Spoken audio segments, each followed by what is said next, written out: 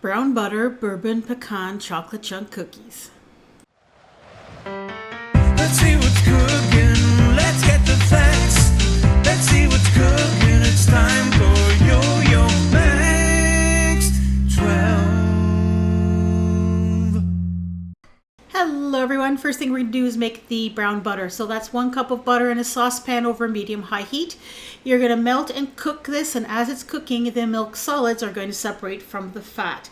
And when it starts to bubble like this and a lot of the foaming has gone down, just get a spoon or spatula and make sure you scrape up the bottom because the milk solids will stick to the bottom.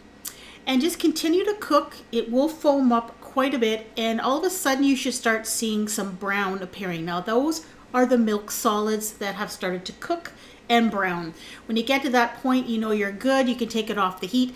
Now I cooked mine maybe about 30 seconds too long. My brown butter was very, very brown. It should be a little bit lighter than this. Still turned out okay though. Take this, put it in the refrigerator because we need this to be solid when we make the cookies. Now, 2 tablespoons of butter in a frying pan with 1.5 cups of chopped up pecans.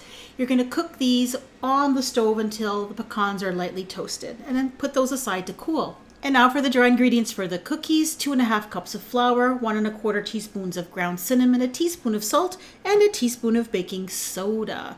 Whisk that together and set it aside. Now there's the brown butter that's been solidified in the refrigerator. Put that in the bowl. You're going to add a cup of brown sugar as well as 1/2 cup of granulated sugar. And then just cream those things together. It's going to look kind of crumbly. That's all right. Then add in 2 teaspoons of vanilla extract and 2 tablespoons of bourbon or whiskey.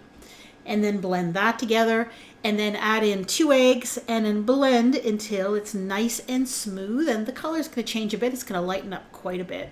And don't forget to scrape down the sides of your bowl. I mean, I do this when I bake. I just don't always show it.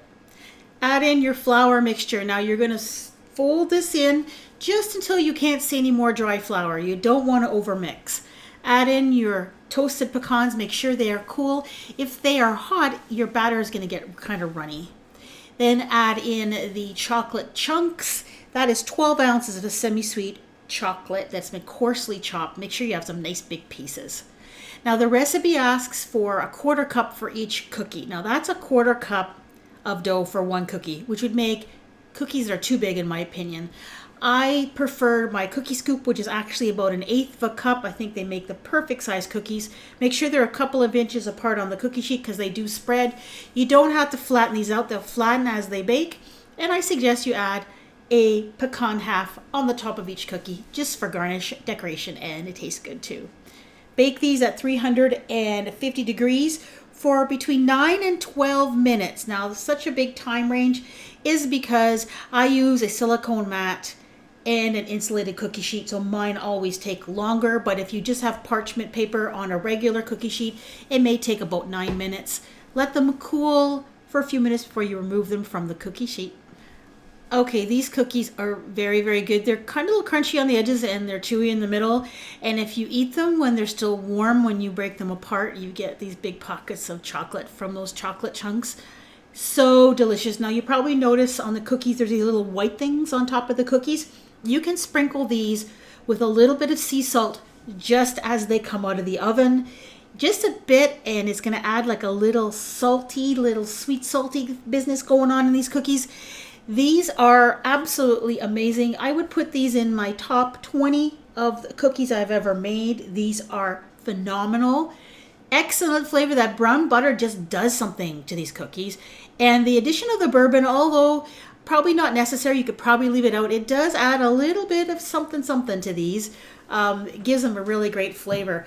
These are fantastic cookies, and I hope you give them a try. Here's another great recipe that uses bourbon, chocolate chips, and pecans, which is seriously one of the best combinations ever. This pie is called steeplechase pie, and I originally tasted it from the Loveless Cafe, which is near Nashville, Tennessee. And I bought the recipe book and I made this recipe, and it's really good.